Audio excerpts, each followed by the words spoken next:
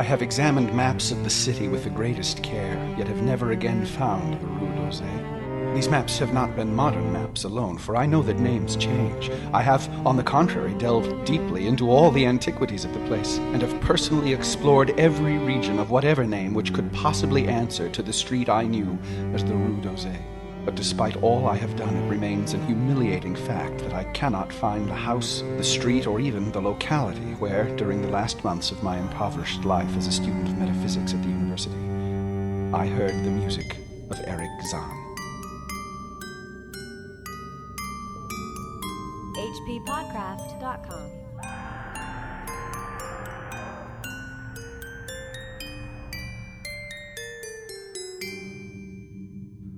Ladies and gentlemen, it's H.P. Lovecraft's Dude, Where's My Car? What?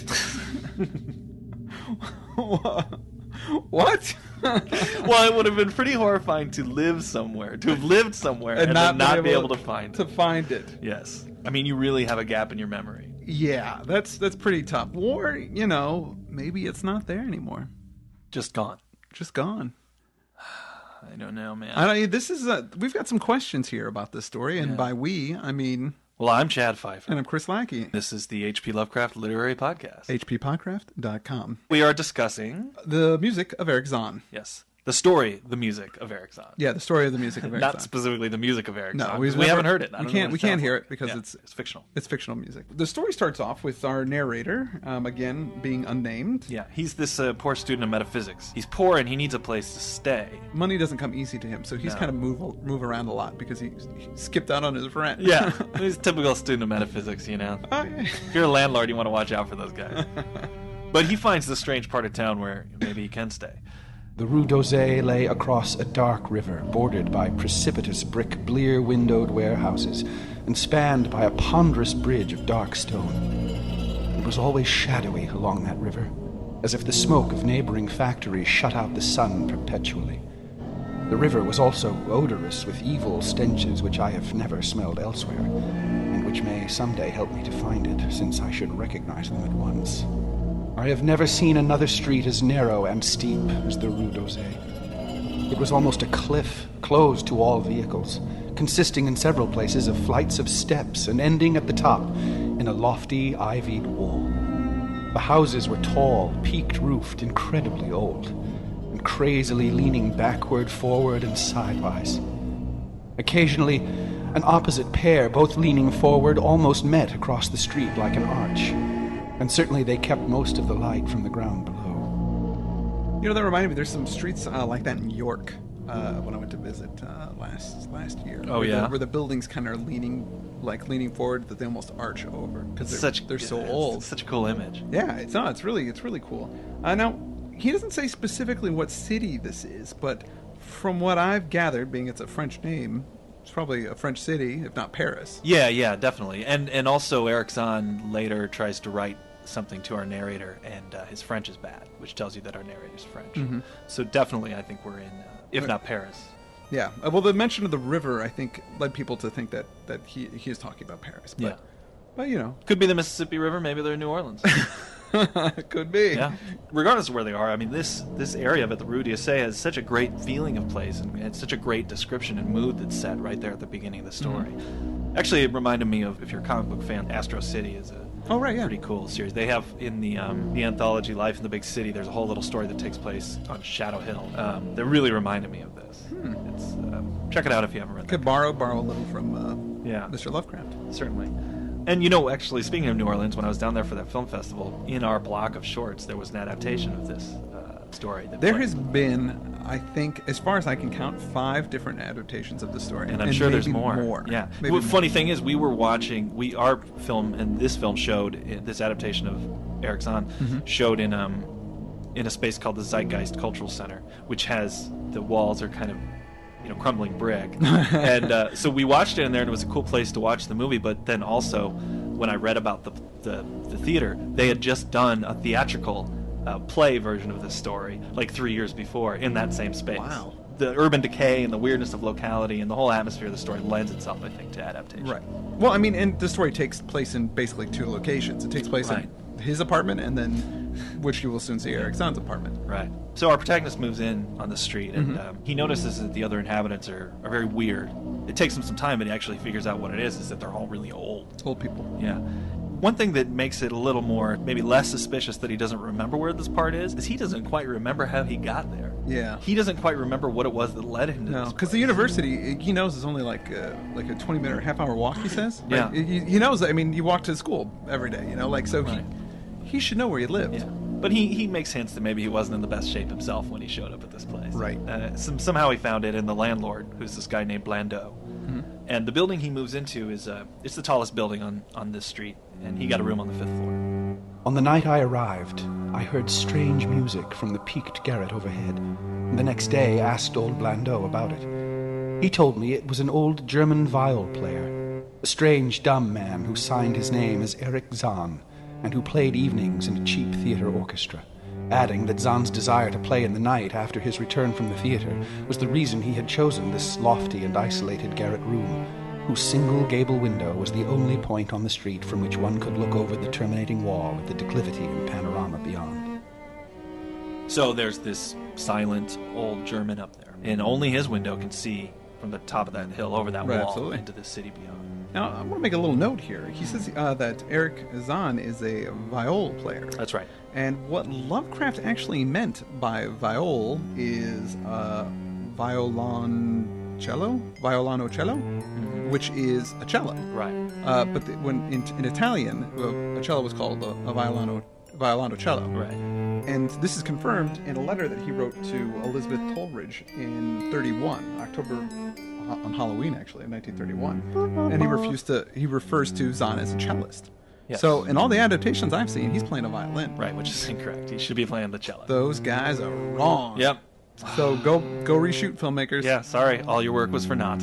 I don't think it really matters. No, it doesn't really He could matter. be playing the musical saw, which was a very popular instrument in the 20s. It's a spooky sound, the musical saw. It is kind of a little haunting. off topic. Anyhow, so but not. Okay, you're right. It's on about top. music. We're talking about music here. Well, so our guy, he likes listening to 1920s music just like me. So he's listening to Erich Zann up there playing his instrument every night. And our protagonist, he's no expert, but the weirdness of this music is such that he thinks this guy must be some sort of genius. Yeah. This is unlike anything I've ever heard. These chords don't sound right. No, but still beautiful, and still right. it's still amazing. Like, it sounds weird and kind of off balance, but it still works. So he wants to meet this guy, and so he runs into the old man as he's returning from playing at his theater one night. He was a small, lean, bent person with shabby clothes, blue eyes, grotesque satyr-like face, and nearly bald head. And at my first words seemed both angered and frightened. My obvious friendliness, however, finally melted him, and he grudgingly motioned me to follow him up the dark, creaking, and rickety attic stairs. So yeah, he's a little old man, basically. Yeah. And with a satyr-like face, which I thought was really cool. So he goes up to Erich Zann's room, which is actually quite large, but, it's so barren that largeness just makes it almost more otherworldly. And the whole room terminates in that one window, which is curtained. There's so many cobwebs around, it almost looks like it's deserted. And so, very sparse furniture. There's only, I believe, a bookshelf and like a rack to hold music and stuff, and that's about it. That's it. So the guy locks the door once they get in there. A little creepy. He gives our guy a seat, and he plays for him for over an hour. And the music is really great. Yeah. It's He's very into bizarre. it. He's into it. Yeah. Normally, I think that would be really uncomfortable. Walking into a dude's place and having him play music for you for an hour. Yeah. But I reckon if the guy can't speak. Yeah, what are you going to say? Maybe and his music is freaking awesome. Yeah, it's great stuff. He's Although, it doesn't really cover any of the really strange stuff that he's been hearing in the night. No. Those haunting notes I had remembered and had often hummed and whistled inaccurately to myself. So when the player at length laid down his bow, I asked him if he would render some of them. For a moment, I was inclined to use persuasion, and even tried to awaken my host's weirder mood by whistling a few of the strains to which I had listened the night before. But I did not pursue this course for more than a moment, for when the dumb musician recognized the whistled air, his face grew suddenly distorted with an expression wholly beyond analysis, and his long, cold, bony right hand reached out to stop my mouth and silence the crude imitation. As he did this, he further demonstrated his eccentricity by casting a startled glance toward the lone curtained window, as if fearful of some intruder. a glance doubly absurd since the garret stood high and inaccessible above all the adjacent roofs, this window being the only point on the steep street, as the concierge had told me, from which one could see over the wall at the summit. So, our protagonist, he's, to get him to play the music, he starts to kind of give it a whistle. The old man kind of flips. Yeah. Eric's like, don't. And then he looks to the window. Right. Like, he's afraid somebody's going to look in the window, which is on the top floor. Well, of course, that makes the protagonist seem more curious. So he moves toward the window to pull the curtains aside and have a look out. Uh-huh. But Erich Zann does not like that, so he grabs him again and begins dragging him toward the door. And our protagonist doesn't like that. No, so it's not really a scuffle, but he definitely kind of gets angry at Erich, and Erich kind of realizes, okay, I'm being a little intense here, and he softens. And he says, well, he doesn't say anything because he's dumb, but he motions, I'm going to write you a little note, trying to explain this to you. And he's got bad French, but he manages to carve something out that our guy can understand, and it says, look, I'm old, I'm crazy, can't stand people touching my things, and the weird stuff you were whistling, I don't really like playing that. I don't really like hearing it, which is, odd. I didn't know that you could hear me playing it at night, so please, I'm going to get the landlord to get you a better room, but further away. Right. I'll take care of the difference in rent. You can keep coming up here to listen to me play my standards. My regular my regular stuff. My hits, if you will. Right. I'll play the greatest hits, but you're not going to get any of the deep cuts. No. No B-sides here. And our protagonist is okay with that because he's a little crazy as well. And as he says, my metaphysical studies had taught me kindness. It's a funny phrase. This metaphysical studies, it's pretty... What does that mean? What does that mean to study metaphysics? I have no idea what it means. It's a branch of philosophy that investigates the principles of reality transcending those of any particular science. Oh, okay. It's one of the principles Aristotle came up with, first major work in branch of philosophy. Okay, so apparently it also teaches you how to be kind. I guess so. We could use a little more metaphysics in all of our classrooms. So the old man brings him up occasionally to hear music, but not really as much as he hinted like he would. Yeah. That was kind of a raw deal. But the guy did get a better place out of it. Yeah, really nice place. Yeah. When it's down on the 4th floor. Right, where you can't hear the stuff, which is no good. And when he goes up there, like he said, he's playing all of his weak stuff. He's not playing the good Coltrane, crazy jazz stuff that freaks him out and he doesn't understand, But he goes up at night and he listens at the door. Yeah, he starts sneaking up to the keyhole to listen. There, in the narrow hall, outside the bolted door with the covered keyhole, I often heard sounds which filled me with an indefinable dread. The dread of vague wonder and brooding mystery. It was not that the sounds were hideous, for they were not, but that they held vibrations suggesting nothing on this globe of earth, and that at certain intervals they assumed a symphonic quality which I could hardly conceive as produced by one player. Then, one night, as I listened at the door, I heard the shrieking viol swell into a chaotic babble of sound, a pandemonium which would have led me to doubt my own shaking sanity had there not come from behind that barred portal a piteous proof that the horror was real. The awful, inarticulate cry which only a mute can utter, and which rises only in moments of the most terrible fear or anguish. Whoa, something's going on. Good thing he was lurking out there. Yeah. So he starts knocking on the door. No response. No answer. Knocking, thinking maybe the guy passed out or something like that. Yeah. Eventually he hears Zann stumble up, close the window, and then stumble to the door. And Erich Zann lets him in. He sits him down and goes back to write him a note. He says, hey, you got to be patient. I'm going to write in German all of the marvels and terrors that have beset me. Yeah. And then you'll know what I'm dealing with here. So he goes and he sits down and he starts writing furiously for an hour. Yep. Which wouldn't that... what if you saw the adaptation of that play adaptation of this? It's done in real time. Yeah, just for a full hour. It's just an old man writing. And another dude sitting there waiting while he's writing. But it's so important for Erich to get this stuff out. Yeah. That he must communicate this stuff to him. And he's just, for me to be able to get it, I'm going to have to write it in German. You'll have to decipher it later. I guess. Yeah, he's writing and he's writing and he's writing, but then he suddenly hears something. Erich Zann does, and he looks up. Unmistakably, he was looking at the curtained window and listening shudderingly. Then I half fancied I heard a sound myself, though it was not a horrible sound, but rather an exquisitely low and infinitely distant musical note, suggesting a player in one of the neighboring houses, or in some abode beyond the lofty wall over which I had never been able to look. Upon Zann, the effect was terrible, For dropping his pencil suddenly, he rose, seized his viol, and commenced to rend the night with the wildest playing I had ever heard from his bow, save when listening at the barred door.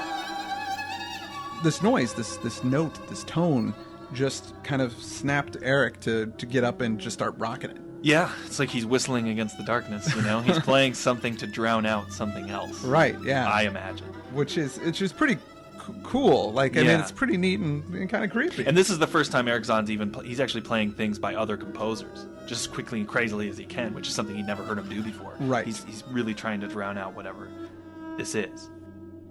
In his frenzied strains, I could almost see shadowy satyrs and bacchanals dancing and whirling insanely through seething abysses of clouds and smoke and lightning. And then I thought I heard a shriller, steadier note that was not from the viol. A calm, deliberate, purposeful, mocking note from far away in the west. The shutter rattled more loudly, unfastened, and commenced slamming against the window. Then the glass broke shiveringly under the persistent impacts, and the chill wind rushed in, making the candles sputter and rustling the sheets of paper on the table where Zann had begun to write out his horrible secret. I looked at Zann and saw that he was past conscious observation. His blue eyes were bulging, glassy, and sightless, and the frantic playing had become a blind, mechanical, unrecognizable orgy that no pen could even suggest. A sudden gust, stronger than the others, caught up the manuscript and bore it toward the window. I followed the flying sheets in desperation, but they were gone before I reached the demolished panes.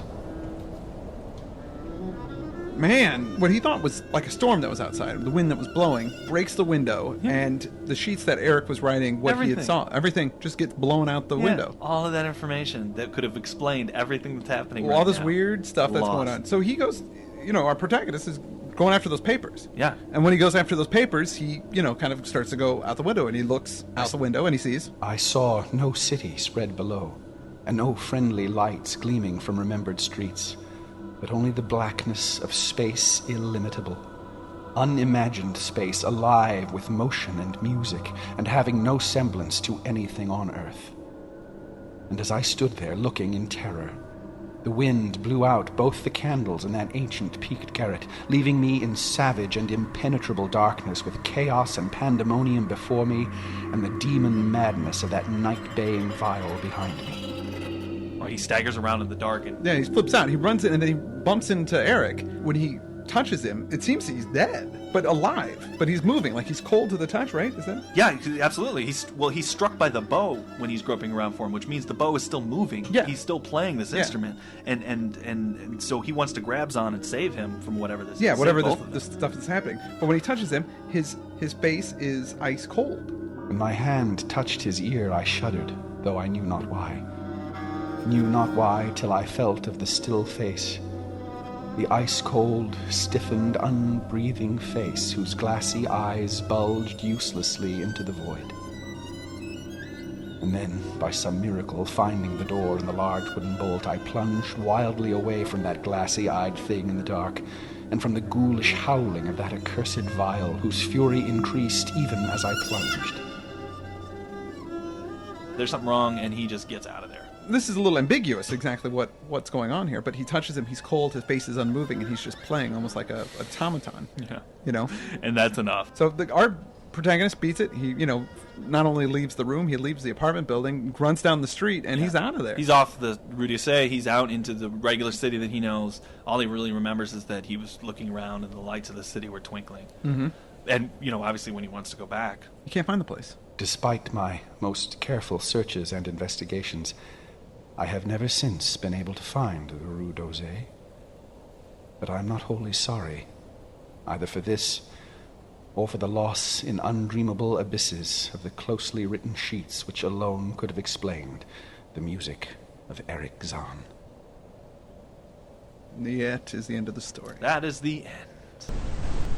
So yeah, I have some questions about the story that maybe you have some insight to. Now, at the beginning, he's looking for this place, can't find it. Right. If you live someplace for months and it's walking distance, I mean, he mentions that nobody remembers the landmarks that got him to the place, Yeah. So is what happened to him so disturbing that it somehow erases this from his memory. Or, and this is kind of something that I was thinking of, maybe whatever Erich Zann was holding back somehow came in and took that portion of the city away from existence. It's just gone. Oh, wow. Which to me is a little bit more horrific. Somehow this thing went through time and space, took part of the city away from existence. Like, nobody remembers it. It doesn't, it never was. Except he remembers it because he touched this thing. Which to me is a much cooler concept, and I don't know if that's just something I'm reading into it. That's not... That hadn't occurred to me. I mean, I thought maybe the whole thing was a dream, which would probably be the easiest explanation. Right. Or he had somehow accessed a separate dimension. I mean, the character of the entire street is odd. Mm-hmm. It seems like it's out of time, and all of the people are exceptionally old. Right. It definitely seems like Erich Zann is holding something back, or maybe he's not holding it back. He just is privy to to hearing it. Maybe there's a Faustian deal that was struck at some point. Also, whatever this playing is, this otherworldly playing, is some kind of creature that gave Erich Zann the talent to play what he does. And right. There's so much it's left up to the imagination. Yeah, and I think that's one of the strengths of this story, and that's what makes it so creepy, is that you don't really get any explanations. Like, right. people, Erich Zann specifically, is doing stuff, and you never understand why. Yeah. Which I think is cool, because a lot of times in life, things happen to you where you don't get the full story, and you never will. You get pieces of something, and you just kind of have to let it go. Yeah. And, just chalk it up to, I don't know what the heck happened. Yeah. Or why these people were doing things. What are their motivations? You don't know. Not everybody comes with a biography or instruction manuals. And I think that's something that's kind of cool captured in the story.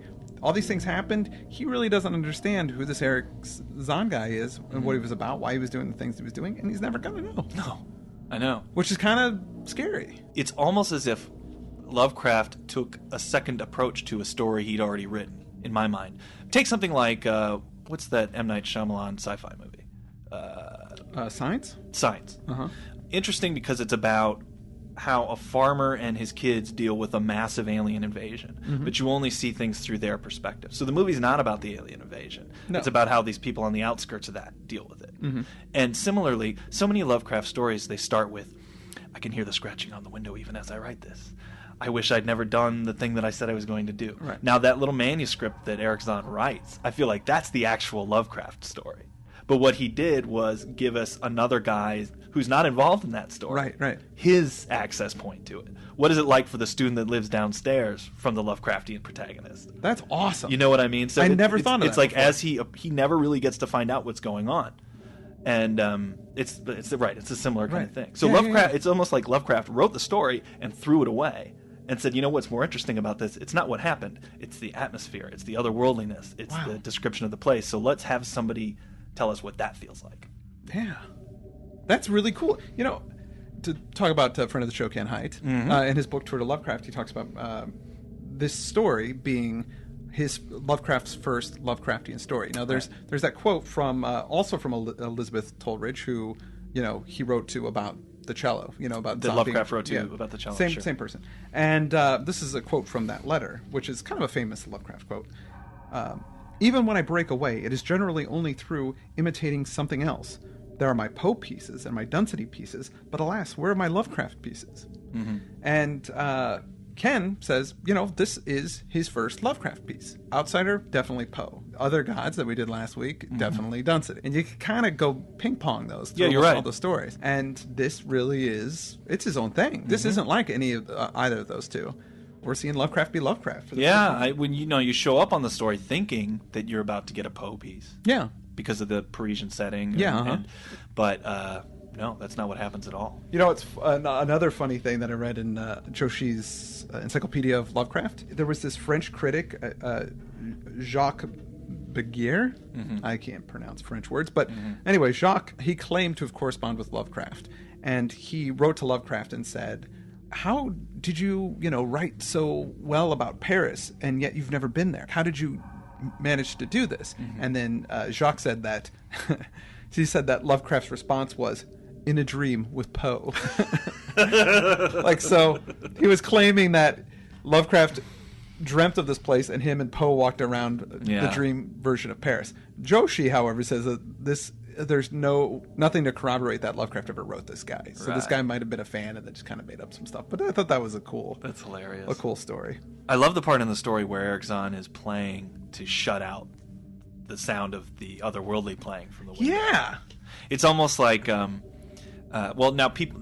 I said that whistling against the dark, but that's what you do. You want to whistle a familiar tune because you're scared. But that happens in a lot of other stories. I think I remember when I read A Wrinkle in Time when I was in junior high, and I know that there's some part where children are trying to shut out something that's going to possess their minds, so they go through nursery rhymes and fairy tales that they know over and over in their head. Or in Stephen King's It, I think there's a little of that going on too. Where to keep the monster out of your head, you got to recite things that you know. It's like musical sherbet in a way. Whenever you get something in your head, you didn't want it to happen, and now you can't stop singing it. What are the things that you start singing to yourself to cleanse that out or to protect against it? If it's "You Got the Touch" or "Want to Be Starting Something." Yeah. That's an interesting thought, because for me, and I think that what I got out of it is that he was battling this sound. Like there was something else that was out there playing, doing its thing, and he had to kind of keep it back. And I think that's what was going on. But what happens when... If it was a country western song, that's definitely what would be going on. But what actually happens to Erich Zann? Why is just he keep playing? He just keeps playing over and over again. It's really disturbing and unquantifiable, and I think that's why it kind of makes this a really good scary story. Yeah. Lovecraft thought that this was one of actually his better stories. He loved it. He himself liked it. He himself loved it. Even years after the fact, he was a little understated, he thought, with it. Maybe because, he wasn't his language is not as flowery in this as it is in a lot of his other stuff. But a lot of critics also say that it's a little too ambiguous. He should have been a little bit more descriptive and explain what happened and what was going on. But I disagree, because I think that's what makes this creepy, is you don't know what goes on, and you never do. And that's really neat. I agree. You have stories where the turn or the denouement is finding out what the source of all these things were. The horrific realization. Right. That's one of the things that Lovecraft is the most made fun of about. Yeah. Is the horrible realization that comes in the last paragraph. It's the italicized sentence. You saw it coming 9, 10, 11, 12 paragraphs before. Right? Yeah. In this one, there's no turn. There's no... Yeah. Now, the disappearing place, that happens in Pickman's model as well, though, doesn't it? He can never find the street where that artist's studio was again. Oh, right, yeah. So there are some motifs here he'll also play out again. That he will play again. What do we have coming up next? Next week we have a Reanimator, or I'm sorry, Herbert West Reanimator. I don't want to confuse him with those other Reanimators that are running. No, this is Herbert West. Yeah, he does his own brand of. Yeah, that's right. We've got that, and actually, it's going to be a two-parter. We're doing our first two-parter because it's kind of a big story to tackle, and we have a guest host. That's right. We have a special guest, the director of the film of the same name, Reanimator, Stuart Gordon. So he's going to be our guest host next week, and we actually recorded it out of order, so I can tell you it's awesome. It's a good show. It's a really good show. Tell your friends, tell your family. Yeah, so tell everybody about it. I'm excited about it. You guys getting to hear it because Stuart has a lot of cool stuff to say. He does. Really insightful guy. So tune in for that. Always remember to visit the site and donate if you have the wherewithal. Again, we are offering the music of the H.P. Lovecraft Literary Podcast until the end of the year if you donate $20 or more. And that will be sent to you, all original music. Also, don't forget to sign up on our Facebook page and on the forums. We all have a lot of activity. People are saying really cool, interesting things. Go find out what people are talking about. And look out for some more Christmas poems from the lovely and talented Andrew Lehman. And with that, I am Chris Lackey. I'm Chad Pfeiffer. And this has been the H.P. Lovecraft Literary Podcast. hppodcraft.com. hppodcraft.com.